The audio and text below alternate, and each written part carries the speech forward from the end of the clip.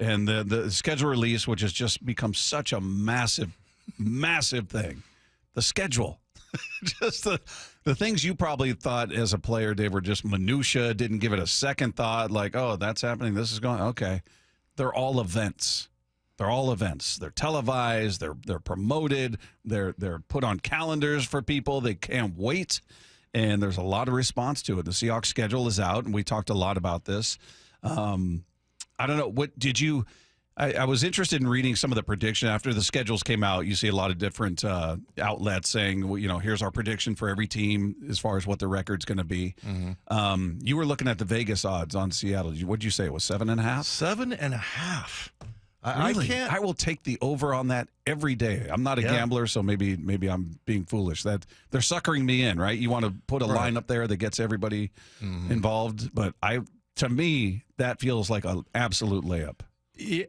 Well, if you want to do predictions, I mean, I can see my way clear to 10 or 11 wins. Yeah. And I think I'm leaning towards 11, just looking at this, you know, the matchups and everything. And by the way, when I was playing, I don't ever remember looking at the schedule.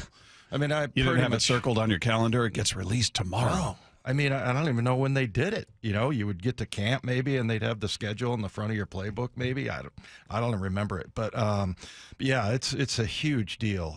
Yeah, it is huge news for a lot of people out there, and you guys can weigh in as well. I'm sure most people, if you're a Seahawks fan, you've seen the schedule by this point, I would assume. And if you have, you're one of those people. Text in what you think their record is going to be. 866-979-3776. We had somebody who yesterday texted in, I see them winning at least 13 games. At least. Hold on a second now. I'm optimistic too, but let's give it a beat here. Yeah. I mean, a lot of it is, look, we don't know what these teams are going to look. We don't know what the Seahawks are going to look like after they go through. They cut everybody. They may bring in other free agents. So what the finished product looks like, we have no idea. We still have no idea who's going to be the quarterback of the Pittsburgh Steelers. We're assuming it could be Aaron Rodgers. Right. Maybe it's not. Who's going to be the quarterback for the New Orleans Saints? The reason I bring those two teams up, they're two of your first three opponents. I don't know, is Brock Purdy going to have his new deal in hand to start the year? I mean, I keep seeing headlines. They're close. It's going to be this much. It's going to be that much. Nothing's happened yet. But you open the season with the San Francisco 49ers at home, and then you're on the road against the Steelers and DK Metcalf and whoever may be throwing him the ball at that particular moment. I'm not sure. And then the Saints at home, whoever may be quarterbacking that team. So then you go on the road against Arizona. We can go through all the primetime games. That's the first primetime game of the season, by the way. The Arizona road game is Thursday Night Football on Prime Video.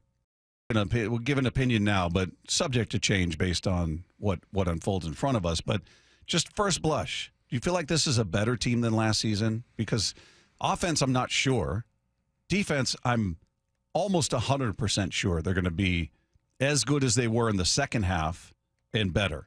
I think the defense is going to be good. I think there's going to be they were a really good defense second half of last season. I don't think they're going to take any step back defensively. Offensively, I get it. There are questions, and I think that's probably where maybe the Vegas pessimism comes in, saying 7.5 wins, because we don't know. Is Darnold going to be, which version do you get? What are they going to be without DK, without Tyler Lockett? Is the line going to be better? New offensive coordinator. So there are a lot of legitimate, realistic questions around the offense. Yeah, and I think offense it's going to be all about coaching.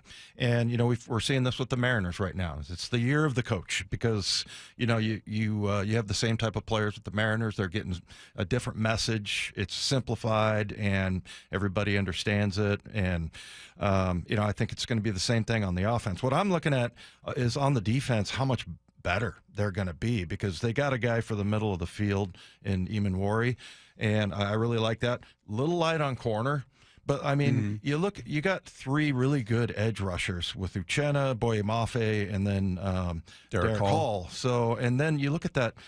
Who are they going to double team? If Byron Murphy takes the leap that I think he will, you got Leonard Williams inside, you got Jaron Reed. I mean, who are you going to double team? And then you got those guys coming off the edge. I thought Boye was maybe he didn't have the year I thought he would have. Right. But you got Witherspoon, maybe a little bit light at corner, but yeah, the defense, I think, especially up front, is going to be a lot better. So I basically went through the schedule. I think they can split with the Niners and the Rams. I think they're tough division foes, but I have them sweeping Arizona. And there's You don't a believe few in tough Kyler games. Murray? No, I do not. Do not believe in Kyler Murray. So I think they could be 4-0 to start the year. swept them last year, right? Yeah, I they beat them believe down so. there and at home. So you go San Fran, Pittsburgh, New Orleans, Arizona. I very easily could see this team being 4-0. Not saying they will, but that's not absurd by any stretch. Yeah. Well, and they've got some tough games, like a couple of home games, which I'm kind of wondering about, is Tampa Bay and Houston. Those are two really good teams. Both made the playoffs. If they're going to have because they had a dreadful. What was their home record last year? Was it like 2 Why speculate, Dave? I'll look it up on the if only on the there was a machine way here. to figure that out and look it up. Just So Well, it hasn't been good for a couple of seasons. right. That dominance at home. Last they were 3-6. 6. Ugh. Yeah. So and I think there's a couple of games at home that they probably could lose. I think they'll start off with a win against San Francisco, but you got Tampa Bay and Houston in there, and I think those two are going to be pretty tough. And Houston's a primetime game, I think, Monday night. So Yeah, it is prime time, sort of. That's the ESPN Plus game at 7. Yeah. They've certainly made that the B game. That's one of those nights where there's 2 Monday night games. Right. That's definitely the B game, especially if you're an East Coaster. You're not going to start that game till 10 p.m. Mm-hmm. So, yeah, that's the other part of the schedule we talked about yesterday is they've got back-to-back primetime games with a bye week in between. So you've got Sunday, October 12th against the Houston Texans. That's the ESPN Plus game. That's Monday night. Then you've got the bye week. Then you come back for Sunday night football on the road against the Washington Commanders. So you got 4 primetime games in all, 2 of them back-to-back. Yeah. Which is pretty cool. Yeah, and at Washington's going to be really tough. That's one I have them. If I think they're going to be 11-6. That's my number. I think probably going to drop.